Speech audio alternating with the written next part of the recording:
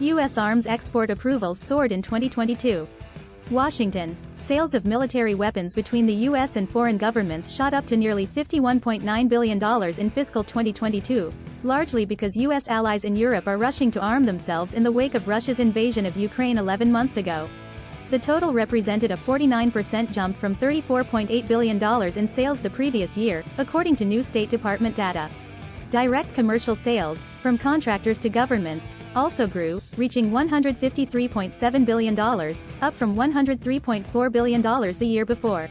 One factor in the surge is the easing of the global pandemic that in 2021 depressed sales from a spike to $83.5 billion in 2020. Also, since Russia's invasion, European allies and allies in the Pacific have sought U.S. arms to deter Chinese aggression. In Europe, days ahead of Russia's invasion, Poland ordered 250 General Dynamics-made M1 Abrams tanks in a deal worth as much as $6 billion. Foreign military sales is the core activity of the Pentagon's Defense Security Cooperation Agency, and the State Department reviews the planned deals to ensure they meet U.S. foreign policy and national security goals. The FMS numbers represent potential arms sales reported to Congress, but not final sales. The Biden administration sees security aid as a means to cement international relationships and to fire up America's domestic defense industrial base.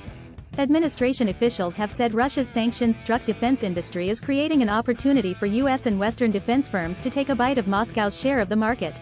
According to the Stockholm International Peace Research Institute, Russia was in 2021 the second-largest arms exporter after the United States, and its chief clients were India, China and Egypt. Lewis, in prepared remarks obtained by Defense News, said the U.S. encourages Eastern European allies to shed their Russian-made gear in favor of American-made equipment, using grant assistance, military training and other means. This goes beyond arms, it includes maintenance, parts, training, military exercises and more, she said.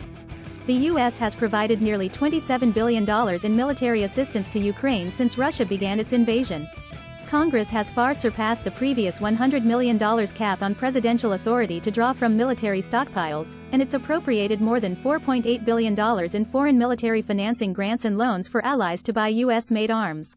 Pandemic-related acquisition issues have fueled a backlog in the U.S. delivering $14.2 billion worth of military equipment to Taiwan that the island has purchased since 2019.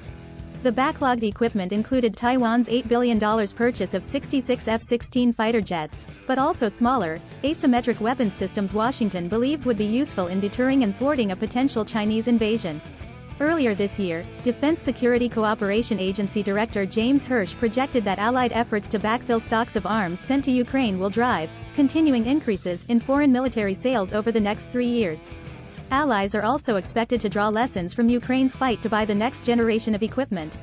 Pentagon officials expect future investments in armored maneuver forces and precision fires, among other categories of arms used in Ukraine, defense officials said at the time.